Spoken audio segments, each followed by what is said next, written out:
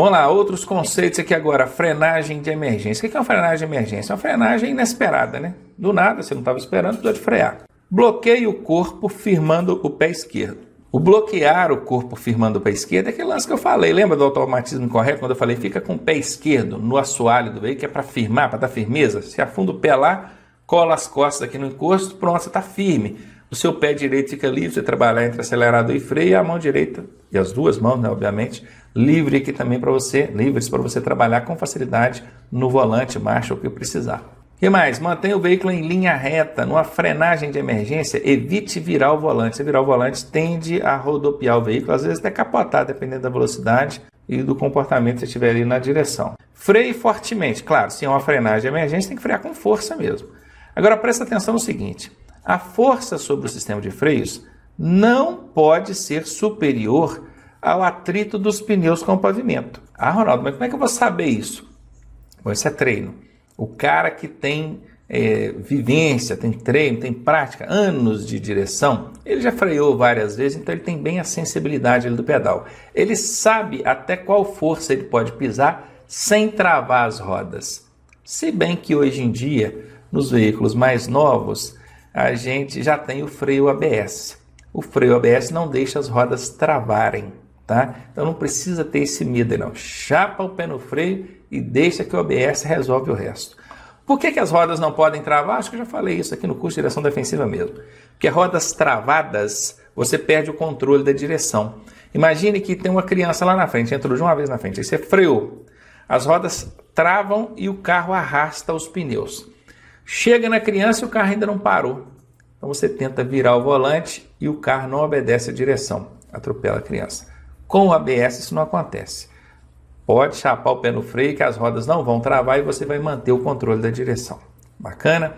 Então tem ABS? Menos mal. Não tem ABS? Controla esse pé no freio aí. Freia forte porque tem que parar. Mas cuidado para não travar as rodas. Percebeu que a roda vai travar? Folga um pouquinho o pé do freio, depois freia de novo. Só dá aquela repicadinha assim no pedal. E a próxima dica é exatamente essa. Se as rodas travarem, alivie o pé do pedal de freio. E por fim, aquela dica muito importante que eu já falei também anteriormente, só acione a embreagem ao final da parada. Porque se você acionar a embreagem no início da parada, você corta o chamado freio motor. E aí o veículo vai depender só do sistema de freio de serviço, que é o que se aciona com o pé ali para parar. Pisando a embreagem só no final, aí o motor também ajuda na redução da velocidade. Consequentemente, você vai parar mais rápido com maior eficácia. Passando em alagamentos agora. Olha, engrene a primeira marcha e passe acelerando bastante, que é para evitar que entre água pelo escapamento. É isso mesmo, meu amigo. Se você coloca uma segunda ou uma terceira, o veículo já perde um pouco de força. Imagina, seu veículo está empurrando a água para poder tentar sair do lado de lá. A primeira, além de ser uma marcha mais forte, que dá mais força para você empurrar essa água e sair com facilidade, a primeira, quando você acelera muito, o motor trabalha muito e joga muita compressão pelo escapamento. Muita compressão saindo pelo escapamento, menos água que vai entrar, ou então água nenhuma, dependendo da quantidade que você acelerar. Menos água vai entrar no escapamento e evita aí do motor apagar por conta de água voltando pelo escapamento. Não mude a marcha durante a passagem pelo alagamento. Claro, né? Você não vai fazer uma besteira dessa. E não passe por alagamentos cujo volume d'água esteja acima da metade da roda, tá? Não é muito fácil saber se está pegando pela metade da roda, não. Observe outros veículos passando. Se o outro veículo passou, você viu que tá, ó, a roda está aqui, né? O meio da roda está aqui. A água pegando até o meio da roda aqui, bacana, né? Até aqui tranquilo. Agora, se a água está passando do meio da roda, não entra não, que é roubada, tá? Aí é pedir para ter problema. Passando agora por nuvens de fumaça. Interessante que essa semana rolou bastante aí nas redes sociais um acidente de engavetamento de veículos, um veículo batendo atrás do outro, por conta disso aqui, ó, fogo às margens da rodovia, fumaça, o camarada entra, quando chega no meio da nuvem de fumaça, ele não consegue enxergar nada e pisa no freio. Aí quem vem atrás acerta a traseira dele, não tem outra, né? Mas então, evite passar quando a fumaça estiver muito densa. Se não estiver enxergando nada, você não vai entrar, né, meu amigo? Para bem antes, espera o vento virar, depois você vai. Caso seja inevitável, né? Você viu, você já tinha destampado dentro da nuvem de fumaça? Acenda os faróis, acenda as luzes do veículo e feche os vidros para evitar de entrar fumaça no carro e passe devagar. Devagar não é parar, tá? Aqui, ó, não pare dentro da nuvem de fumaça. Se você parar ou frear bruscamente aqui dentro, a chance dos outros bater na traseira do seu carro é enorme. Porque se tá ruim para você ver, para os outros também está. Bacana? Então, algumas dicas aí em relação a nuvens de fumaça. Para motociclistas agora, fatores de risco. Agora eu já estou falando para você, tá, motociclista? Você quer tirar sua habilitação aí para moto. Mudança constante de faixa. O motociclista, justamente por estar conduzindo um veículo mais arrojado, ele muda muito de faixa. Então preste muita atenção, movimente a cabeça também, tá, motociclista? Não confie só nos retrovisores. Outra coisa, não altere aqui os retrovisores. Tem gente que tira o retrovisor original do veículo e coloca um retrovisor pequenininho. Inclusive, eu quero até falar para vocês o seguinte, sabia que existe o retrovisor, aliás, da motocicleta, ele é chamado de retrovisor convexo. O que é um retrovisor convexo? Vou tentar desenhar aqui para você na tela para ficar mais fácil, olha. O retrovisor, ele é o espelho. Se ele for plano, ele vai refletir a imagem exatamente do jeito que ela é, na mesma distância e tamanho. Existe espelho côncavo. O espelho côncavo é isso. Olha, ele é como se fosse uma concha assim, ó, voltada para o lado da imagem que ele está refletindo. O espelho côncavo aumenta o tamanho do objeto e aproxima também o objeto. Então, quando você olha uma imagem refletida no espelho côncavo, ela parece que está muito grande, parece que está muito perto, mas na verdade não está. É o formato do espelho.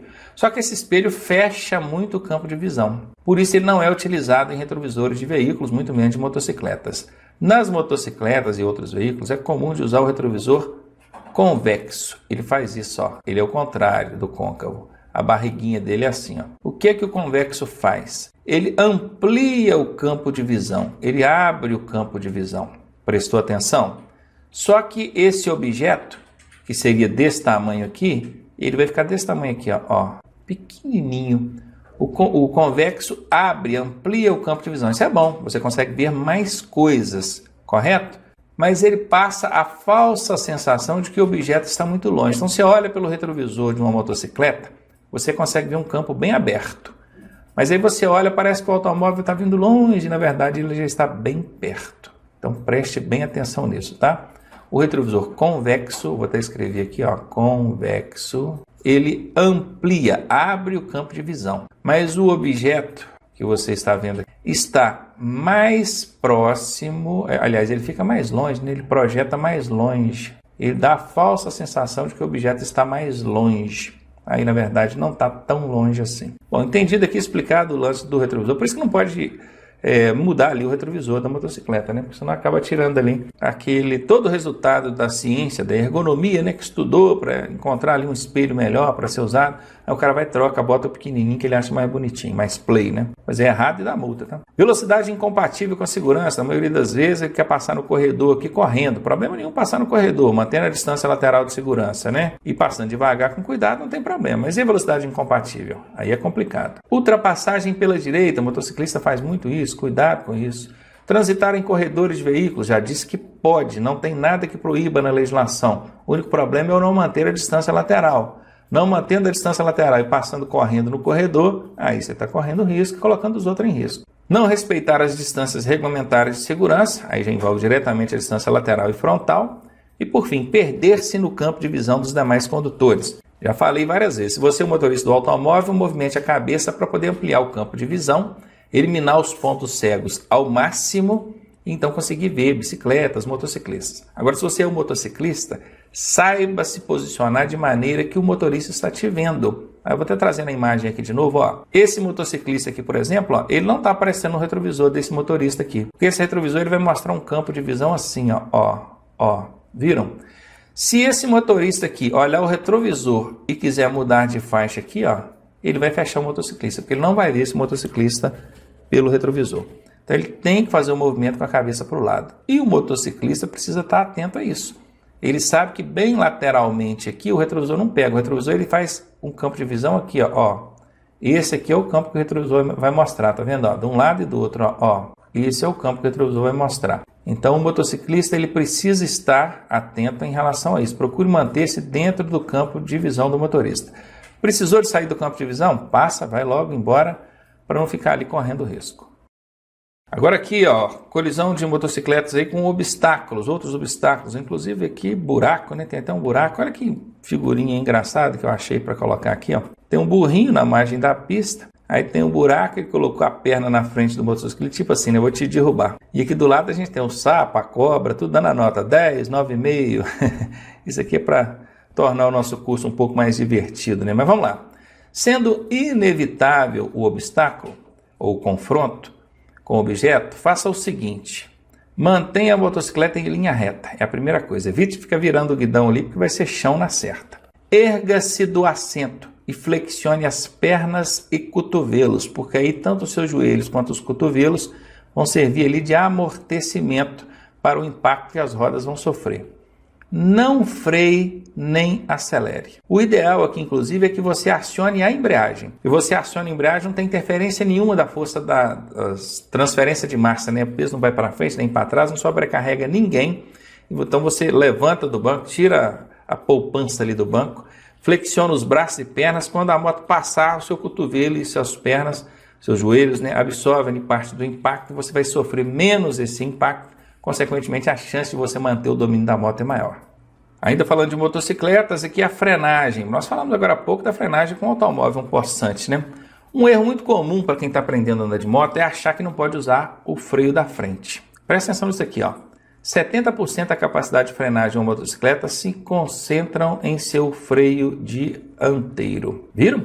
Mas se eu frear com a frente, a motocicleta vai capotar para frente. Claro, se frear só com a frente com muita força pode até acontecer, mas isso não é tão fácil assim não, tá? Agora presta atenção nisso, não sou eu que estou dizendo, você estuda. Pilotos fazem testes e mostram. Quem vai essas exibições de moto que tem de vez em quando nas cidades aí, a Honda mesmo faz, a Yamaha, várias fazem exibições de motos, os caras mostram, vou frear só com a roda de trás, aí mostra a distância. Agora eu vou frear só com a roda da frente, agora eu vou frear com as duas. A da frente 70%, eu vou frear com mais força, que é a mão direita aqui, e a de trás menos um pouquinho.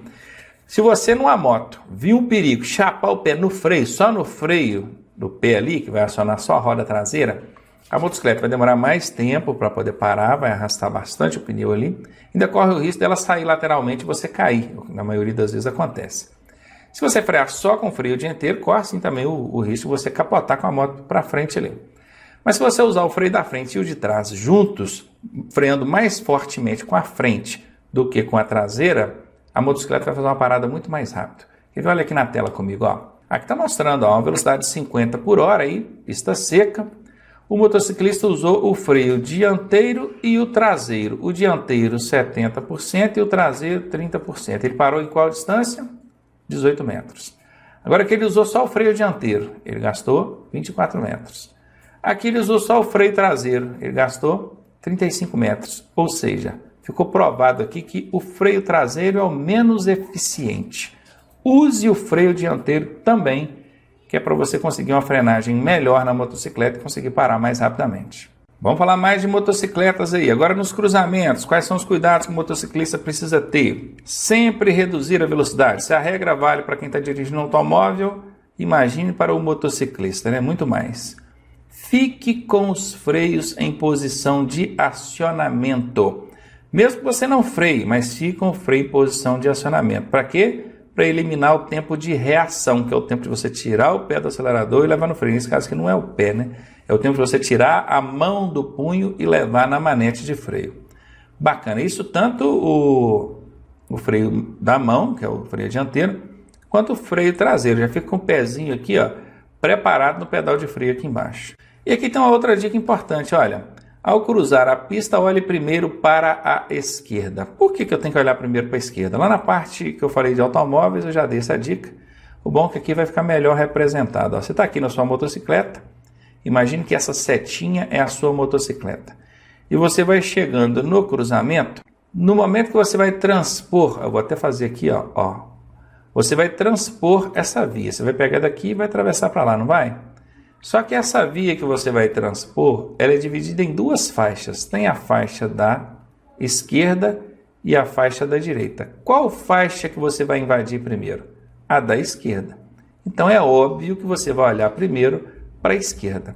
Ah, Ronaldo, mas quando a via for de mão única, só vem carro da direita. Bom, Aí é claro que você vai olhar primeiro para a direita, tá? Nós estamos falando aqui de uma via de mão dupla, que é a maioria que a gente encontra aí no trânsito. Então tá aí mais uma dica para você, vai transpor a área de cruzamento? Olha primeiro para a esquerda, porque é essa faixa aqui que você vai invadir primeiro. Adversidades aí de clima para o motociclista, tem que estar preparado, não esteja preparado para situações como chuva ou frio. Mantenha o capacete e viseira em bom estado de conservação e uso e utilize vestuário adequado como botas, luvas, calças compridas, blusa comprida reforçada com a blusa de couro, ajuda muito. Eu mesmo não tive dúvida, comecei a andar de moto logo lá com os meus 18 anos, até hoje eu tenho essa jaqueta. Ela é de couro de crocodilo australiano. Eu costumo brincar assim, gente, eu nunca vi um couro tão bruto, tão pesado igual dessa jaqueta. Compensação, se eu cair ali, eu posso até quebrar um braço, alguma coisa, mas relar não vou relar mesmo, porque a jaqueta é grossa, é loucura. É o tipo de roupagem que a gente tem que usar para poder andar de moto em rodovia ou onde você vai desenvolver uma velocidade maior que 50, 60 por hora, não é? Porque aí você está protegido. Ah, o CONTRAN ainda não regulamentou essa roupagem. Ah, bacana, quer dizer que obrigado você não é. Mas e a sua segurança? Aqui nós estamos falando de direção defensiva, não é verdade? Que quero nem saber que se lasque a norma. Eu quero cuidar da minha segurança. E esse deve ser o seu pensamento, principalmente quando estiver andando de moto. Pilotando à noite, certifique-se de que a motocicleta está com a parte elétrica, envolve farol, setas, em condições adequadas de uso. Diminua a velocidade, redobre a atenção, claro, porque está à noite, a visibilidade é prejudicada tanto para você quanto para os outros. Para diminuir o ofuscamento, que a gente sofre demais, tá? Motociclista sofre muito com o farol alto dos outros, vindo de lá para cá. O pessoal não tem a educação de abaixar o farol para a motocicleta. Então, para diminuir o ofuscamento provocado por farol em sentido contrário, oriente-se pela linha de bordo da pista, que é a linha lateral. Nós já até falamos disso lá na parte que a gente estava falando da condição adversa luz, né? Envolvendo ali veículos, né? Mais voltado para automóveis. Mas aqui na motocicleta eu estou reforçando para você. Para transportar o passageiro é outra novela, né? Equipamentos obrigatórios de segurança, o passageiro também precisa. Banco suplementar atrás do condutor ou em carro lateral, que é aquele carrinho acoplado, é o lugar certo para transportar o motociclista. Não vai ficar transportando passageiro aqui em cima do tanque quando é criança, porque isso é errado, tá bom? Orientar como o passageiro deve se comportar nas curvas. Gente, quem pilota a moto sabe disso. A moto, você vai fazer uma curva, você não vira o guidão dela, não, igual de bicicleta, não. A moto, você deita ela, você joga o corpo para a direita, ela faz a curva para a direita. Você joga o corpo para a esquerda, ela faz a curva para a esquerda. Se quem está lá atrás não tiver sido orientado e não tiver hábito de andar em garupa de motocicleta, na hora que você, piloto, jogar a motocicleta para a direita, ele vai jogar para o lado oposto. Aí ele te arrebenta. Porque você precisa jogar a moto para a direita para fazer a curva, ele joga para o outro lado, você não consegue fazer a curva e o acidente acontece. Então oriente ele. Pergunta a pessoa, você tem experiência para andar em garupa de moto? Não, não tem. Então é o seguinte, moto não vira guidão, eu preciso tombar ela. Quando eu tombar para a direita, você vai junto comigo, tá? Ah, mas não sei muito bem o jogo aqui. Então, ao invés de você segurar na alça atrás, segure aqui na minha cintura, que você acompanha meu corpo, ó. Tá? Não fica com vergonha, não. Se for homem agarrando, é melhor agarrar na sua cintura do que vocês dois caírem, tá? Não se preocupe com isso, não. Isso é o de menos. Então tá, oriente ele, ó. Joga comigo o corpo, vai, volta, junto comigo. Procure fazer o mesmo jogo que eu faço. Não faça contrapeso, não, senão você me quebra, eu não consigo fazer a curva. Agora falando aqui de outros conceitos, aí começar pelo uso de álcools, entorpecentes e estimulantes. Maconha, cocaína, LSD, álcool, rebite e outros.